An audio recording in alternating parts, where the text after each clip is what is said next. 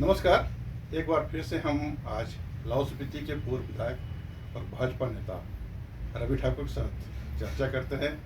हम जानना चाहेंगे, इन दिनों ये लगातार देश की राजधानी दिल्ली का भ्रमण कर रहे हैं, क्या कुछ हमारे जनजातीय जिला लाहौल स्पीति के लिए लेकर आ रहे हैं, इस विषय में हम चर्चा करेंगे। ठाकुर साहब, आपका ट्रैवल टुडे में बहुत बहुत स्वागत है।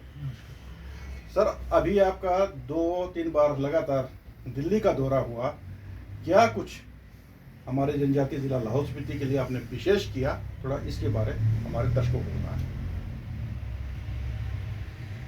ये अभी वर्तमान कांग्रेस सरकार में मैं विधायक भी रहा और आप सबको मालूम है कि क्रॉस वोटिंग के बाद जो है हमें निष्कासित किया गया। उपचुनाव में क्योंकि सरकार थी, उनका दबाव था, गुमराह किया लोगों को, जो भी हमारे बारे में इन्होंने अपशब्द कही या जो भी कहा। चुनाव लोगों का प्रतिक्रिया ऐसी रही कि जितने हमने वो बनाए हुए थे, जितनी भी कमेटीज, चाहे वो PACs है या शिमला में जितने लोगों को भेजा था, या हमने जितना भी खड़ा किया हुआ था पंचायती राज, उन सब ने इस बार समर्थन दोबारा से उपचुनाव में कांग्रेस को दिया जी। मगर उसके बाद हमने ये देखा कि यहाँ पे, जैसे मुझे पहले प्रतीत हो गया था, कार्य नहीं हो रहा है, तो मैंने तो पहले ही कह दिया था कि अभी समय लगेगा, दूध के बच्चे की दांत है, थोड़ा समय दीजिए। पॉजिटिव वे में कहा था मैंने पत्रकारों को शिमला की बात में। मगर जब देखा कि कुछ नहीं हो रहा, हालात और बिगड़ते जा रहे हैं, तो अपने बजट के लिए और हमने समर्थन दिया इनको, हर्ष महाजन जी को। और अभी मुझे अच्छी तरह मालूम है, जो हमने कदम उठाया था, टैंक अभी भी बिल्कुल खाली पड़ा है हिमाचल प्रदेश सरकार का, पानी नहीं है उसमें, पानी दिल्ली में, और हमारा पूरा फोकस अब दिल्ली में ही रहता है। और हमने इसमें प्रतिक्रिया भी की, किरण रिजिजू जी से बारंबार मिले, और मेरा उनसे 2014 से जान पहचान है, और उन्हें हमने इनवाइट भी किया था लाहौल स्पीति, और अलग अलग योजनाओं के बारे में बताया। तो 250 करोड़ उन्होंने पूरा सैंक्शन करके, दौरा करके, विस्तृत वहाँ पे फाउंडेशन वगैरह रखे, और सुचारू रूप से कार्य चल रहा है उसका। 250 करोड़ रुपये बोलने को लगता है, 250 करोड़ पर बहुत ज़्यादा, 40 करोड़ का तो वहाँ पे माइनॉरिटी का वही एक अस्पताल बन रहा है स्पीति में। उसी तरह से आपका शीतकालीन, उसके लिए काफ़ी बड़ी बिल्डिंग बन रही है वहाँ पे, स्कीइंग, इसका आइस स्केटिंग रिंग बन रहा है। और इसी तरह से आपका सीवरेज बनना था यहाँ पे आपके केलोंग में, जो लंबित चला हुआ है, 30-35 सालों से कह रहे हैं बनाया जाए, और मुख्यालय में सीवरेज नहीं होना तो आप खुद ही समझ सकते हैं कितनी दिक्कत होती होगी लोगों को। तो वो भी चल पड़ा है सुचारू रूप से। और इसी तरह से हमारे तमाम जितने भी कार्य है लाहौल के अंदर, जब मैं विधायक था तो मुख्यमंत्री जी को बुलाया था हमने, और 18 अलग अलग PMYGS के हमने ये शिलान्यास करवाए थे उनसे। और इसके अलावा जितने भी माइनॉरिटी के हमारे दालंग में चले हैं, अन्य जगह चले हैं, हर जगह जो भी नबार्ड से हमारे जो पुल चले हैं, तो यही कार्य हो रहे हैं। जो आपका ये एग्रीकल्चर, हॉर्टिकल्चर में आप देखिए जितने मेले लग रहे हैं, या जो सब्सिडियाँ मिल रही है, वो सारी जितनी भी स्कीम्स है वो केंद्र से ही मतलब बजट आ रहा है सर। तो हमने दिल्ली में फोकस किया किरण रिजिजू जी के माध्यम से। अभी हाल ही में जो मेरा दौरा था, फाइनेंस मिनिस्टर हमारे MOS, उनसे भी मुलाकात हुई है अभी संजय जी से, और उन्हें भी इनवाइट किया हमने। तो कहीं ना कहीं ऐसा होता है, जब बोलते ना हरकत में बरकत जी, तो डॉक्टर सिकंदर जी का भी अच्छा रवैया रहता है। डॉक्टर सिकंदर जी को भी मैंने कई योजनाओं के लिए वो किया, और वो हमेशा बोला है, और वो उन्होंने पूरा मुझे किया है कि भाई हम आपका सर्किट, और यहाँ पे जो टूरिज्म सर्किट है, बुद्धिस्ट सर्किट है, और इसके ऊपर कार्य करेंगे। तो दिल्ली में अक्सर मिलना मिलाना मेरा बहुत मंत्रियों से रहता है, और हमारे जैसे दूरसंचार का हमने तकरीबन पूरा कर दिया, हर जगह वो लग गया हमारे, और सैटेलाइट स्टेशन वगैरह, तो कनेक्टिविटी पूरी हो गई है तकरीबन।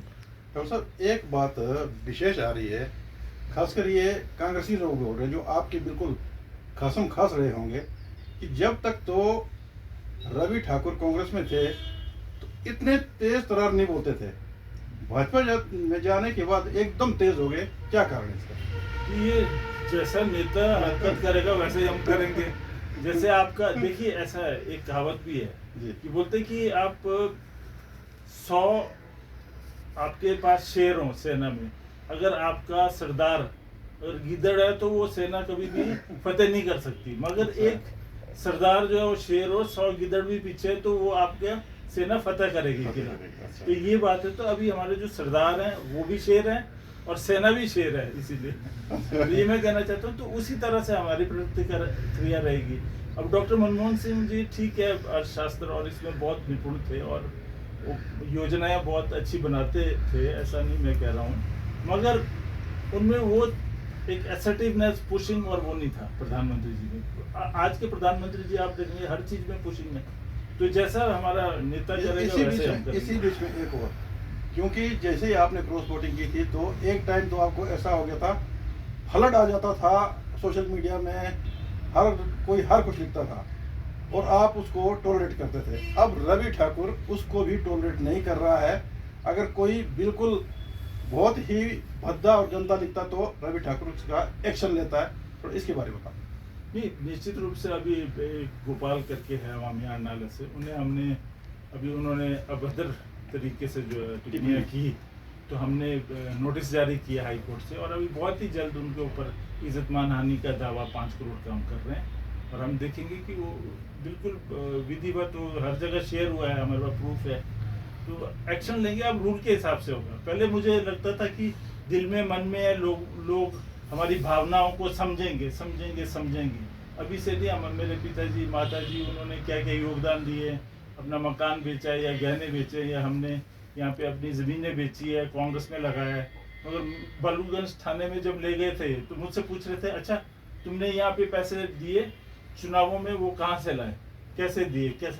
मैंने कहा तुम पहले ये बताओ, जब माधवराव सिंधिया जी आए थे या कमलनाथ जी का कार्यक्रम किया था हमने, केंद्र मंत्री थे, राजेश पायलट जी का कार्यक्रम किया था मनाली में, हमारे होटलों में रुके थे, तो तब का नहीं आपने लेखा जोखा पूछना कि वो पैसे कहाँ से लाया था।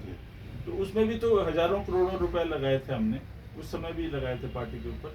तो वो अरेंजमेंट होता है। अगर मैं इनका कच्चा चिट्ठा खोलना नहीं चाहता, क्योंकि ठीक है हम राज थे उस समय, मैं भी कांग्रेस में था, नहीं तो उस समय कौन कौन यहाँ पे हमारे हिमाचल प्रदेश के जो अध्यक्ष रहे हैं पार्टी के, तो वो कितना धन लाते थे, किस तरह से वितरण होता था, और आज कितना धन यहाँ से इकट्ठा करके सरकार में से रिफ्लेक्ट करके आप दिल्ली पहुंचा रहे हैं। वो भी बहुत सारी बातें हैं इसमें। तो मैं चलिए सर थोड़ा और आगे बढ़ते हैं। आने वाले समय में अब पंचायत चुनाव है, तो पंचायत चुनावों को लेकर के लाहौल स्पीति में आपकी क्या तैयारियां हैं? देखिए, पंचायत चुनाव में हमारी पूरी तैयारियां हैं और लोगों ने अब मन बना लिया, बारंबार गुमराह नहीं होंगे, 1 बार 2 बार 3 बार, मगर अब जो है सब को मालूम है कि किसको हमने समर्थन देना है। अब भारतीय जनता पार्टी के जो भी हमारी कैंडिडेट्स खड़े होंगे, खासतौर से जिला परिषद और जो समिति की चिन्हित, और जैसे जैसे निर्देश आएंगे हमारे हाईकमान से, उसी तरह से हम उनको मदद करेंगे, चाहे वो हमारे उसमें पैम्फलेट्स बनने हैं या हमारे गाड़ियाँ लगनी है या जो भी आर्थिक रूप से या जैसे भी मदद होगा हम पूरा करेंगे उन्हें, और लोगों को बताएंगे कि अभी तक जितने भी हमारे ये योजनाएं चली हुई है, सारा धन हमारा केंद्र से आ रहा है, और जो धन केंद्र से आता भी है प्राकृतिक आपदा का, वो भी ये लोग नहीं दे रहे। तो ये बड़े दुर्भाग्यपूर्ण बात है। और 40-45 हज़ार करोड़ या 100 करोड़ भी बहुत होता है, 1000 करोड़ ऐसा करते हैं जैसे कि मजाक हो गया। हजारों करोड़ इन्होंने ले लिया और बहुत कम अवधि में, 3 वर्ष की अवधि में इन्होंने लिया। 6 बार के मुख्यमंत्री रहे वीरभद्र सिंह जी, हम भी कांग्रेस में थे, और शांता कुमार जी रहे, धूमल जी रहे मुख्यमंत्री, तो कभी भी इतना लोन कभी भी नहीं लिया। तो सर संगठन को आज की डेट में आप कितना मजबूत मानते हो, और आगे कितनी और मजबूती आएगी, कितने लोग और जल्दी से जुड़ेंगे, थोड़ा इसके बारे में बताएं। इस संगठन हमने पूरा बना लिया है, और संगठन में हमारे जैसे जिला कार्यकारिणी है भारतीय जनता पार्टी, उसमें और हमारे जैसे मोर्चे हैं 7 मोर्चे, और हमारे पर पोस्ट है 19 पर पोस्ट है, तो सारी ज़िला की और मंडलों की, और ये जो ग्राम स्तर तक हमारे सारे बन गए हैं, और ये अपना बूथ लेवल कमेटीज़ भी बन गई है हमारी, और सब सशक्त प्रभावशाली लोग बने हैं और बहुत रुचि है उन्हें। और अभी आने वाले जो पंचायती राज चुनाव हो रहा है, इसमें फिर से एक वो क्या बोलते खेला करने की कोशिश कर रहे हैं, पर इस बार सफल नहीं होंगे, क्योंकि हिमाचल प्रदेश सरकार से ही ये निर्देश है कि अभी के जो हमारे ये इस बार जो हो रहा है, ये क्या बोलते कोरम होता है पूरे प्रदेश में, ग्राम सभा, हाँ ग्राम सभा जो हो रही है, तो इसमें सबसे अब दोबारा से मांग रहे हैं। जैसे कि लाहौल स्पीति के उदाहरण, पूरे प्रदेश की बात है ये, लाहौल स्पीति उदाहरण के तौर पे जनता को इकट्ठा करके ये बोलेंगे ठीक है आप योजनाएं बताओ, भाव योजनाएं जल शक्ति विभाग में, या आपके उठाव जल योजना है, या आपके जो दूसरे ये पेयजल योजना है, उसको बता। अब लाहौल स्पीति में आपको पता है पानी की किल्लत है, सारे ग्लेशियर सूख गए हैं, तो सब लोग आएंगे और सोचेंगे हाँ फिर से गिरेगा गिरेगा मिलेगा। पर मैं जनता को ये कहना चाहता हूँ 2023 में भी कुछ नहीं मिला आपको। देखो सबके वो बनाए कागज बनाए थे इन्होंने कि प्राकृतिक आपदा हुई है, आपकी फसल रह गई, हम देंगे, कुछ पैसा नहीं मिला। वही 2025 में हुआ, कुछ नहीं मिला। केंद्र से पैसा भी आया, किसी के हाथ में मिला, कुछ नहीं मिला। जो भी पैसा था उसे भी डाइवर्ट कर रहे। यहाँ तो जो केंद्र से योजनाएं आ रही है, जैसे शिंकुला पास में है, जितना धन आया उसमें से 50 से 55 करोड़ रुपए तो इन्होंने डाइवर्ट करके बोला कि वाइल्ड लाइफ को दे दो आप।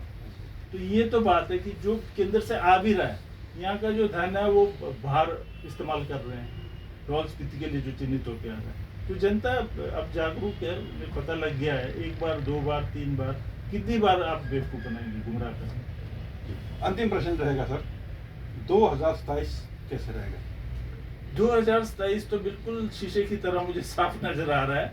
जो कमल का फूल खिला हुआ है पूरे देश में, और हमारे लाहौल स्पीति की जनता और प्रदेश की जनता भी उसी तरफ जाएगी जहाँ पे गंगा जी बह रहे हैं, सब उसी लय में बहेंगे और समुद्र में विलीन होंगे, और फिर समृद्धि आएगी, विकास की गंगा दोबारा से बहेगी। आपने अपना कीमती समय दिया, आपका बहुत बहुत आभार। तो ये थे हमारे साथ लाहौल स्पीति के पूर्व विधायक, भाजपा के नेता रवि ठाकुर जी। आप बने रहें, हम ऐसे शख्सियतों के साथ समय समय पे हाजिर होते रहेंगे। दीजिए इजाज़त, तब तक के लिए श्याम आज़ाद का नमस्कार।